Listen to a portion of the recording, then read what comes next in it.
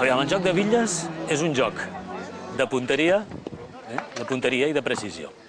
El joc de bitlles té tres característiques especials. Un, que es juga amb 6 bitlles. La segona característica especial és que el que es llença no és una bola, sinó és un bitllot, diguem que tindria forma de mà de morter.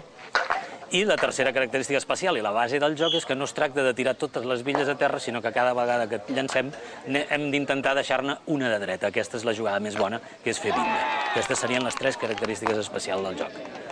Després, a partir d'aquí, una partida s'organitza per equips, normalment de 5 jugadors, que cada jugador fa 9 tirades. Té la possibilitat de fer 9 vegades bitlla. Aquesta seria l'estructura d'una partida. Evidentment, la suma de punts dels jugadors serien els punts aconseguits per l'equip. Actualment, les bitlles passen per un bon moment, realment. Tenim uns 130 clubs a tot Catalunya, federats, més de 2.500 llicències, i la veritat és que el nivell de joc, a més, està pujant molt, molt. I també s'està rejuvenint bastant l'edat dels jugadors. Abans era molt tradicional que els jugadors fossin gent gran, i ara s'hi estan ficant més, jovent, inclús de 15 a 25 anys, s'està veient ja que juguen molt.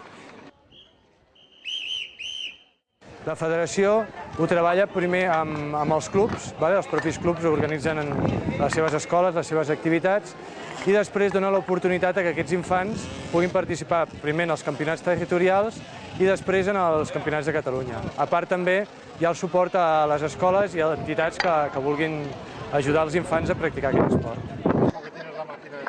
Doncs sempre he fet esport tota la vida, abans feia futbol sala, em vaig lesionar, es va acabar el futbol sala, vaig conèixer el joc de bitlles ja fa molts anys en un petit poble del Priorat, a Siurana, i m'agrada molt, sincerament, m'agrada molt. És un joc que ets tu mateix, perquè encara que sigui un joc d'equip, una competició, al final tu estàs competint contra tu mateix, ningú et creu el que fas, no? És un joc que tu t'has d'anar a superar realment cada vegada, no? Si vols jugar bé, ets tu que has de millorar. No sé, és un joc molt tranquil, que permet, a més, molt les relacions humanes. Aviam, és un joc que de vegades sembla que la sort hi pugui influir, però realment la clau és jugar, i la pràctica ho dona tot. Saber fer un bon moviment de braç a l'hora de llançar i tenir punteria. Hi ha qui en té més i hi ha qui en té menys. Evidentment hi ha gent que serveix i hi ha gent que no serveix, però la pràctica és el que et dona realment al final un nivell.